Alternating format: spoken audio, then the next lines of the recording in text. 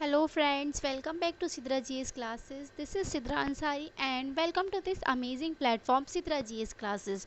तो जैसा कि स्टूडेंट्स हम लोगों ने अपनी पिछली वीडियो में यूजिंग फर्टिलाइज़र्स के बारे में पढ़ लिया था। हम पढ़ रहे थे कैसे हम अपनी क्रॉप की यील्ड को इम्प्रूव कर सकते हैं। तो उसमें फर्स्ट हमने मैन्योर के बारे में पढ़ लिया था एंड सेकेंड हमने यूजिंग फर्टिलाइज़र्स के बारे में हमने पढ़ लिया था। आई होप कि आपने वो वीडियोस देख ली होंगी और अगर नहीं देखी है तो प्लीज़ पहले जाके वो वाली वीडियोस देख लीजिए, फिर ये वाली वीडियो देखिए। आपको डेफिनेटली वीडियोस समझ में आएंगी, आपको टॉपिक समझ में आएगा, जो चैप्टर चल रहा है हमारा वो भी समझ में आएगा। हमारा बायोलॉजी के 2 चैप्टर्स जैसे कि हो गए हैं, cell the fundamental unit of life and tissues. अब थर्ड चैप्टर बायोलॉजी का हमारा चल रहा है वो है इम्प्रूवमेंट इन फूड रिसोर्सेज। तो स्टूडेंट्स आई होप कि आप लोग देख रहे होंगे और मेरी वीडियो को लाइक भी कर रहे होंगे। और प्लीज़ स्टूडेंट्स मेरे चैनल को सब्सक्राइब कीजिए, लाइक कीजिए, कमेंट कीजिए एंड शेयर कीजिए, क्योंकि आपकी सपोर्ट से ही मैं मोटिवेट होती हूँ। अगर आप लोग मुझे सपोर्ट करेंगे तो मैं आपके लिए और अच्छी अच्छी वीडियोस लाती रहूँगी। इंशाल्लाह मैं सोच रही हूँ कि आप लोगों के लिए मैथ्स भी लाई जाए, आपको मैथ्स भी पढ़ाया जाए, क्योंकि कुछ बच्चों को मैथ्स पढ़ने में प्रॉब्लम होती है, वो कुछ बच्चे वीक होते हैं मैथ्स पढ़ने में। तो मैं सोच रही हूँ कि आप लोगों के लिए मतलब मैथ्स भी लाई जाए। तो प्लीज़ आप लोग मुझे सपोर्ट कीजिए ताकि मैं ज़्यादा मोटिवेट हो सकूँ और आप लोगों के लिए अच्छी अच्छी वीडियोस ला सकूँ। तो स्टूडेंट्स आइए स्टार्ट करते हैं हम अपना टॉपिक। आज का ये टॉपिक क्या है मेरा, तो टॉपिक है मेरा मतलब हमने यूजिंग ऑफ फर्टिलाइज़र पढ़ लिया था, मतलब फर्टिलाइजर्स क्या होते हैं, उनका यूज़ क्या होता है, ये सब हमने डिस्कस कर लिया था पिछली वीडियो में। अच्छा, फीचर्स ऑफ फर्टिलाइजर्स के बारे में पढ़ा था, देन हमने पढ़ा था प्रीकॉशंस विथ फर्टिलाइजर्स। तो इन सभी के बारे में हमने क्या कर लिया था, डिस्कस कर लिया था। तो आइए स्टूडेंट्स आज हम डिस्कस करेंगे अपने न्यू टॉपिक की तरफ। कौन सा हमारा न्यू टॉपिक है, तो आइए डिस्कस करते हैं। तो स्टूडेंट्स अपना न्यू टॉपिक स्टार्ट करने से पहले हम देख लेते हैं कुछ रिस्क और प्रिवेंटिव मेजर्स के, मतलब अगर हम फर्टिलाइजर्स को यूज़ कर रहे हैं तो हमें क्या क्या यूज़ करना चाहिए। ठीक है, तो सबसे पहली बात ये है कि जब भी आप उसको फर्टिलाइजर्स देते हैं, प्लांट्स को फर्टिलाइजर्स का यूज़ करते हैं जब, तो आप लोगों को क्या करना चाहिए, वियर डस्ट मास्क। क्या करना चाहिए, डस्ट मास्क को वियर करना चाहिए, जिसकी वजह से आपका जो रेस्पिरेटरी ट्रैक्ट है या फिर आपके एल्वियोलाई हैं, एल्वियोलाई जो होते हैं, एल्वियोलाई, ठीक है, एल्वियोलाई जो है उनको वो असर ना कर सके, ठीक है, वो बिल्कुल सही रहें। अदरवाइज़ अगर आप नहीं पहनते हैं तो वो उनको इफेक्ट कर सकता है, ठीक है। आप लोगों का रेस्पिरेटरी ट्रैक्ट जो है ख़राब हो सकता है, ठीक है, आप लोगों को कोल्ड हो सकता है, क्योंकि कुछ लोगों को क्या होती है, डस्ट से एलर्जी होती है ना स्टूडेंट्स। तो स्टूडेंट्स आइए अब हम नेक्स्ट देख लेते हैं। नेक्स्ट है मेरा वियर ग्लव्स। जब भी आप फर्टिलाइजर्स का यूज़ कर रहे हैं आप लोगों को क्या करना है, ग्लव्स वियर कर रहे हैं, ठीक है स्टूडेंट्स। नेक्स्ट है मेरा वियर सेफ्टी ग्लासेस। आप लोगों को सेफ्टी ग्लासेस यूज़ करने हैं जब भी आप फर्टिलाइजर्स का यूज़ करते हैं। तो आपका आई कांटेक्ट किससे होता है, आपका इरिगेशन जब करते हैं आप तो आई कांटेक्ट भी होता है, ठीक है। आप आई से तो देखते हैं तभी तो डालते हैं। तो आप लोगों को क्या करना है, आप लोगों को सेफ्टी ग्लासेस यूज़ करने हैं, ठीक है। तो स्टूडेंट्स अब उसके बाद अब जब आप खाते हैं या फिर आप पीते हैं तो आप लोगों को क्या करना है, अपने हैंड्स को वॉश कर लेना है, क्योंकि जब आप खाते हैं पीते हैं अगर आपने अपने हैंड्स को प्रॉपरली वॉश नहीं किया है तो आपके खाने के साथ या कोई भी ड्रिंक जो भी है उसके साथ फर्टिलाइजर्स आपके बॉडी के अंदर जा सकते हैं, जो आपकी इम्यूनिटी को अफेक्ट कर सकते हैं और आपका डाइजेशन वीक कर सकते हैं। इवन कोई कोई तो मतलब इसको मर भी जाता है ना। तो फर्टिलाइजर्स जो होते हैं वो सिर्फ प्लांट्स के लिए ही होते हैं, ह्यूमंस के लिए बहुत ज़्यादा हार्मफुल होते हैं। तो प्लीज़ आप लोग ये वाली जो प्रिवेंटिव मेजर्स हैं इन चीज़ों को आप लोगों को प्रिवेंट करना है, ठीक है। तो स्टूडेंट्स ये थोड़ा सा था जो कि मैंने आप लोगों को बता दिया है। अब आप इसका स्क्रीनशॉट ले लीजिए, फिर हम चलेंगे आगे की तरफ। तो स्टूडेंट्स आइए अब हम देख लेते हैं मैन्योर एंड फर्टिलाइजर्स में डिफरेंस, के इन दोनों के बीच में डिफरेंस क्या है। अब इन दोनों के बीच में डिफरेंस क्या है, डिफरेंस ये है, manure provide humus to soil. Manure क्या करता है, हमारी सॉइल को ह्यूमस देता है, ठीक है, जिससे कि जो हमारी मतलब ह्यूमस से मतलब ये है कि आपकी जो सॉइल है वो फर्टाइल हो जाए, ठीक है। जो आपकी उस सॉइल के अंदर जितनी भी आपकी क्रॉप्स है उनकी यील्ड अच्छा हो, यानी प्रोडक्शन अच्छा हो। तो बेसिकली जो मैन्योर होता है वो ह्यूमस प्रोवाइड करवाता है अपनी सॉइल को, ठीक है। अब fertilizers do not provide humus to soil, fertilizers provide नहीं करवाते हमारे ह्यूमस सॉइल को, ठीक है। ये था इसका फर्स्ट पॉइंट। अब चलते हैं इसके नेक्स्ट पॉइंट की तरफ। नेक्स्ट है manures are less rich in nutrients. Manures क्या होते हैं, वो मतलब उनके पास न्यूट्रिएंट्स की कमी होती है, ऐसा समझ लीजिए, ठीक है, कि इनके पास ज़्यादा न्यूट्रिएंट्स नहीं होते हैं। लेकिन जो हमारे फर्टिलाइज़र्स होते हैं, फर्टिलाइज़र्स के पास क्या होते हैं, बहुत सारे न्यूट्रिएंट्स होते हैं जो हमारे प्लांट की ग्रोथ को बढ़वाते हैं, क्रॉप की यील्ड को अच्छी करवाते हैं। तो हमारे जो फर्टिलाइज़र्स होते हैं वो बहुत अच्छे होते हैं, उनके अंदर ज़्यादा न्यूट्रिएंट्स होते हैं, ठीक है। अब है long term usage of manure leads to increment in the fertility of the soil. अच्छा, अगर आप मैन्योर को बहुत ज़्यादा टाइम तक, बहुत ज़्यादा समय तक यूज़ कर रहे हैं, बहुत ज़्यादा समय से, तो क्या होगा, आपका जो मतलब फर्टिलिटी ऑफ सॉइल है उसमें इंक्रीमेंट हो जाएगा, यानी सॉइल की जो फर्टिलिटी है वो बढ़ जाएगी, ठीक है। लेकिन अगर आप फर्टिलाइजर्स का यूज़ कर रहे हैं तो उससे क्या होगा, हमारा डिक्रीज़ हो जाएगा किसकी फर्टिलिटी, सॉइल की फर्टिलिटी, ठीक है। तो फर्टिलाइजर्स क्या करते हैं, सॉइल की फर्टिलिटी को डिक्रीज़ करते हैं, और मैन्योर क्या करते हैं, सॉइल की फर्टिलिटी को इंक्रीज करते हैं। तो आई होप कि आपको ये डिफरेंस बहुत अच्छे से समझ में आया होगा। तो स्टूडेंट्स, सबसे पहला पॉइंट इसका ये था, manure provide humus to soil, और फर्टिलाइजर्स नहीं करते हैं प्रोवाइड, ठीक है। Manures are less rich in nutrients in comparison to fertilizers, ठीक है। ऐसा नहीं है कि इनके पास बिल्कुल ही न्यूट्रिएंट्स नहीं होते हैं, लेकिन अगर इन दोनों में कंपेयर अगर की जाए तो मैन्योर के पास कम न्यूट्रिएंट्स होते हैं इन कंपैरिजन टू फर्टिलाइजर्स, ठीक है, इनके पास ज़्यादा होते हैं। अगर हम लॉन्ग टर्म तक यूज़ कर रहे हैं अपने मैन्योर का, तो क्या होगा, उससे हमारा इंक्रीजमेंट होता है सॉइल की फर्टिलिटी में, ठीक है, और इसमें डिक्रीजमेंट होता है सॉइल की फर्टिलिटी में, अगर हम लॉन्ग टाइम तक उसको यूज़ कर रहे हैं फर्टिलाइजर्स को। तो स्टूडेंट्स, अब आप इसका स्क्रीनशॉट ले लीजिए, फिर हम चलेंगे आगे की तरफ। तो स्टूडेंट्स, मेरा नेक्स्ट टॉपिक क्या है, मेरा नेक्स्ट टॉपिक ये है इरिगेशन। अच्छा, अब इरिगेशन क्या होता है, इरिगेशन अगर बेसिकली मैं नॉर्मल से लैंग्वेज में आप लोगों को बताऊं तो इरिगेशन होता है, अपनी नॉर्मल से लाइफ में भी हम लोग यूज़ करते हैं, पेड़ों को पानी देना।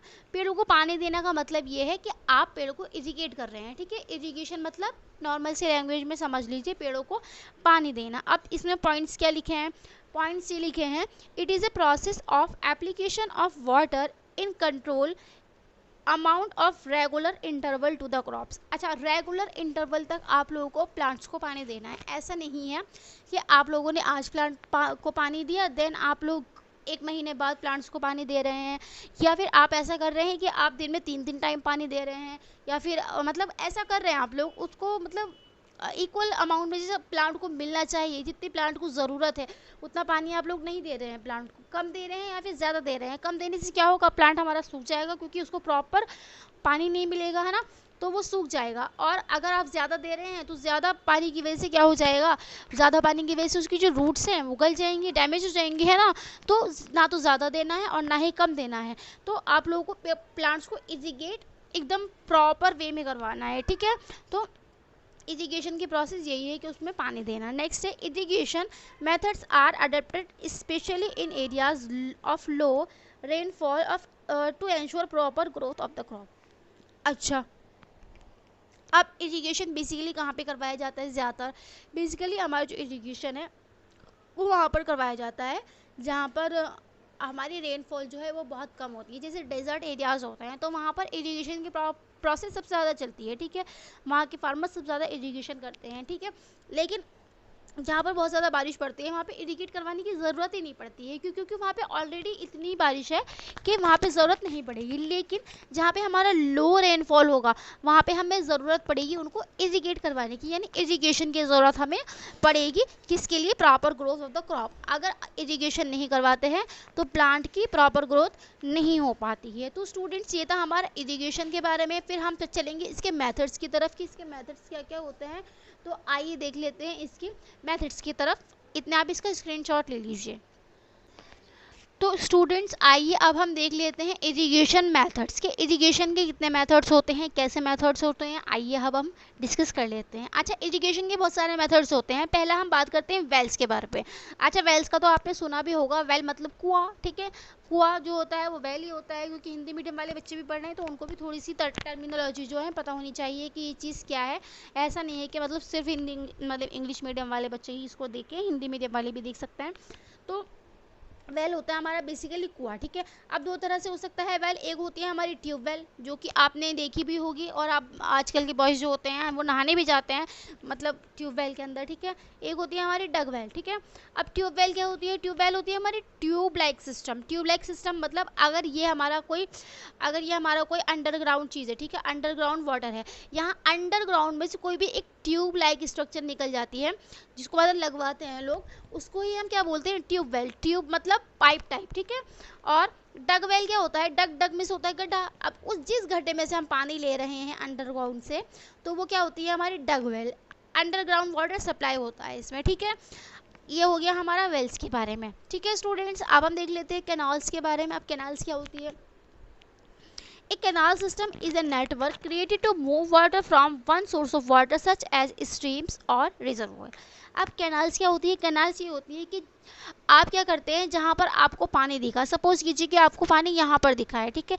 अब यहाँ पर आप लोगों को पानी दिखा है तो आप क्या करेंगे, यहाँ से एक कैनाल टाइप या स्ट्रीम समझ लीजिए, स्ट्रीम मतलब धारा, यहाँ से कैनाल टाइप बनाएंगे इधर की साइड, और जहाँ पे जिस प्लांट को भी आपको पानी देना है या क्रॉप को पानी देना है वहाँ पर उसको जाके छोड़ देंगे। तो वो क्या हो जाता है हमारा, वो हो जाता है हमारा कैनाल मेथड, ठीक है। तो ऐसा ही है हमारा कैनाल मेथड, एक जगह से दूसरी जगह पानी देने के लिए ये यूज़ होता है, ठीक है।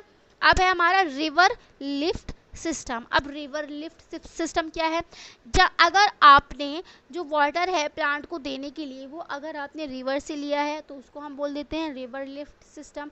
अगर आपने पॉन्ड से लिया है तो उसको हम बोल देते हैं पॉन्ड लिफ्ट सिस्टम। अगर आपने वही पानी कहीं से भी लिया है तो उसको हम ऐसे ही बोलते हैं, ठीक है। लिफ्ट, लिफ्ट मतलब इधर से उधर लेके जाने का सिस्टम जो होता है उसको ही हम लिफ्ट बोलते हैं। A river lift system is use to draw water from one river directly for irrigational purposes, ठीक है। यही मतलब है इसका। This system is successful in areas where the canal system is not successful. ये सिस्टम पता है कब यूज़ होता है, ये सिस्टम तब यूज़ होता है जब आपका कैनाल सिस्टम जो है वो फेल हो जाए, तब हम आते हैं अपने रिवर लिफ्ट सिस्टम की तरफ, ठीक है। तो स्टूडेंट्स ये हमने पढ़ लिया इसका तीसरा मेथड। अब हम चलते हैं इसकी चौथे मेथड की तरफ। चौथा मेथड क्या है, चौथा मेथड है टैंक्स। अब टैंक्स क्या होते हैं, कुछ लोग क्या करते हैं, कुछ लोग मतलब कुछ फार्मर्स क्या होते हैं, वो अपने घर में या फिर कहीं पर भी टैंक होते हैं ना, छोटे छोटे टैंक होते हैं, उनमें पानी भर के रख लेते हैं। अब जब भी उन्हें ज़रूरत पड़ती है इरिगेशन करवाने की, वो उसमें से पानी निकालते हैं और प्लांट्स को इरिगेट करवा देते हैं। क्यों, जब आपकी लैंड कम हो, ज़मीन कम हो, आपकी क्रॉप्स कम हो, तब आप इस चीज़ का यूज़ कर सकते हैं। अदरवाइज़ आप लोगों को रिवर लिफ्ट सिस्टम या फिर कैनाल्स का यूज़ करना पड़ता है, ठीक है। तो जो टैंक्स है वो हमारे छोटे प्लांट्स के लिए, या फिर ऐसा समझ लीजिए कि जिनकी छोटा छोटा लैंड है या फिर क्रॉप कम है, तो उसके लिए हम टैंक्स का यूज़ कर सकते हैं। Farmers often use small storage reservoir that can store as well as supply water in the small fields. लिखा है ना यहाँ पर स्मॉल फील्ड्स, तो स्मॉल फील्ड्स के अंदर ही क्या होते हैं हमारा टैंक्स का यूज़ किया जाता है। तो आई होप कि स्टूडेंट्स आप लोगों को ये मेथड्स बहुत अच्छे से समझ में आ रहे होंगे, और अगर नहीं भी समझ में आ रहे हैं तो प्लीज़ मेरी वीडियो को पीछे करके देखिए। मैं बहुत अच्छे से समझा रही हूँ, आप लोगों को समझ में ज़रूर आएंगे, ठीक है। अब स्टूडेंट्स अब हम चलते हैं इसके नेक्स्ट मेथड की तरफ। नेक्स्ट मेथड क्या है इसका, नेक्स्ट है रेन वाटर हार्वेस्टिंग। अच्छा, अब रेन वाटर हार्वेस्टिंग क्या होती है, रेन वाटर हार्वेस्टिंग ये होती है, कुछ लोग क्या करते हैं, आजकल तो ये खैर ज़्यादा ही चल रहा है रेन वाटर हार्वेस्टिंग का, क्योंकि जो हमारा रेन का वाटर होता है वो बहुत ज़्यादा फ्रेश होता है। सबसे ज़्यादा प्योरेस्ट फॉर्म में कौन सा होता है, हमारा रेन वाटर होता है, ठीक है। रेन की जो बूंद होती है, ड्रॉप होती है, वो सबसे ज़्यादा प्योर होती है, ठीक है। तो कुछ लोग क्या करते हैं, अपने छत पे से अपनी मतलब उनकी टेरेस जो होती है उसकी साइड में थोड़ी सी जगह छुड़वा लेते हैं, और ऐसे साइड में से दीवार खड़ी करके बीच में एक जगह से छुड़वा कर मतलब छोड़ देते हैं। लेकिन उसके बाद जब बारिश होती है ना, तो वहाँ पे क्या होता है, बारिश का पानी इकट्ठा हो जाता है ना। जब बारिश का पानी इकट्ठा हो जाता है तो वो क्या करते हैं, उस पानी को लेते हैं और उसको प्योरीफाई करवाते हैं और फिर उसको सप्लाई कर देते हैं मार्केट में, ठीक है। या फिर खुद भी यूज़ कर लेते हैं कुकिंग के लिए, ड्रिंकिंग के लिए, क्योंकि जो हमारा बारिश का पानी होता है वो बहुत ज़्यादा यूज़फुल होता है। वो आपकी इम्यूनिटी को बढ़ाता है, वो अच्छा होता है आपके लिए, आपकी हेल्थ के लिए बहुत अच्छा होता है, वो हर चीज़ के लिए अच्छा ही होता है, क्योंकि सबसे प्योरेस्ट फॉर्म है हमारे रेन, ठीक है। तो कुछ लोग यही करते हैं, और कुछ लोग ये भी करते हैं, किसी की टेरेस वगैरह पे जगह नहीं होती है तो वो कहीं अलग से अपने ग्राउंड में गड्ढा खोदते हैं, और वहाँ पे जब भी रेन पड़ती है, बारिश पड़ती है, जब भी रेनफॉल होता है, तो वो क्या करते हैं, वो जब मतलब पानी उसमें इकट्ठा हो जाता है तो वहाँ से पानी लेते हैं। हालांकि जब वो पानी उसमें चला जाता है वो गंदा हो जाता है, लेकिन उसको वो प्योरीफाई करवा लेते हैं, ठीक है। उसको प्योरीफाई करवाने के बाद वो उसको सप्लाई कर देते हैं, ठीक है। तो ये चीज़ जो है, रेन वाटर हार्वेस्टिंग आजकल बहुत चल रहा है। तो रेन वाटर हार्वेस्टिंग सबको करनी चाहिए, क्योंकि हमें वाटर की शॉर्टेज हो रही है। अब इससे अगर हम रेन वाटर हार्वेस्टिंग करते हैं तो शॉर्टेज ऑफ वाटर से भी हम लोग बचेंगे, ठीक है। क्योंकि वाटर को ऑलवेज हमें सेव रखना चाहिए, ठीक है, सेव करना चाहिए। तो स्टूडेंट्स, आप भी करिएगा रेन वाटर हार्वेस्टिंग, ठीक है। तो इसमें लिखा है, instead of just letting the rain water flow away, farmers often store it in the reservoir tank. Tank में भी स्टोर कर लेते हैं कुछ लोग। तो आई होप कि आपको ये बहुत अच्छे से समझ में आया होगा। अब आप इसका स्क्रीनशॉट ले लीजिए, फिर हम चलेंगे आगे की तरफ। तो स्टूडेंट्स, आइए अब हम देख लेते हैं अपना नेक्स्ट टॉपिक है क्रॉपिंग पैटर्न्स। अच्छा, क्रॉपिंग पैटर्न्स क्या होते हैं, आइए देख लेते हैं। Different cropping patterns are used by farmers in order to increase the crop yield. अच्छा, यील्ड का मतलब, जैसा कि मैंने आप लोगों को बताया भी था, यील्ड का मतलब क्या होता है, हमारा प्रोडक्शन, ठीक है। किसी भी चीज़ का प्रोडक्शन हो रहा है तो उसको हम बोलते हैं यील्ड। अच्छा, यील्ड क्रॉप की यील्ड को बढ़ाने के लिए हम डिफरेंट टाइप ऑफ पैटर्न्स का यूज़ करते हैं। फर्स्ट है हमारा मिक्स्ड क्रॉपिंग, सेकंड है हमारा इंटर क्रॉपिंग, एंड थर्ड है हमारा क्रॉप रोटेशन। इन सभी के बारे में हम लोग डिटेल में डिस्कस करेंगे अपनी नेक्स्ट वीडियो में। तब तक के लिए आप पढ़ते रहिए, बुक्स को रिवाइज करते रहिए। आप अगर बुक्स पढ़ते हैं, एनसीईआरटी पढ़ते हैं, NCERT is such a good book, है ना। एनसीईआरटी अगर आप पढ़ते हैं तो आप लोगों को बहुत अच्छे से समझ में आ जाएगी, क्योंकि आप लोगों को मैंने एक्सप्लेन कर दिया है चैप्टर। अगर आप डायरेक्टली एनसीईआरटी पढ़ेंगे तो वो आपको समझ में नहीं आएगी, ठीक है। वो आपके ऐसे सर के ऊपर से गुजर जाएगी। लेकिन अगर आप लोग मेरे लेक्चर्स देखने के बाद एनसीईआरटी को रिवाइज करते हैं तो आप लोगों को बहुत अच्छे से समझ में आ जाएगी, ठीक है। तो स्टूडेंट्स, आज के लिए इतना ही। तब तक के लिए आप मेरे लेक्चर्स को देखते रहिएगा और मेरे चैनल को सब्सक्राइब भी करिएगा। मेरी वीडियोस को ज़्यादा से ज़्यादा शेयर कीजिएगा और देखिएगा भी, क्योंकि ये बहुत यूज़फुल वीडियोस होती हैं। अगर आप लोग सपोर्ट करेंगे तो मैं बहुत अच्छी अच्छी वीडियोस आप लोगों के लिए लाती रहूँगी, और भी सब्जेक्ट्स में पढ़ाने की पूरी कोशिश करूँगी। अगर आप लोगों की कोई भी क्वेरी है तो प्लीज़ आप लोग मुझे कमेंट बॉक्स में कमेंट करके बता सकते हैं, या फिर कोई भी सजेशन मेरे लिए है जो मैं अपने चैनल के लिए कर सकती हूँ, अच्छा, तो प्लीज़ आप लोग मुझे सजेशन दीजिए कि मैं क्या कर सकती हूँ, ठीक है। तो स्टूडेंट्स, मिलते हैं अपनी नेक्स्ट वीडियो में अपने न्यू टॉपिक के साथ। Bye bye, thanks for watching.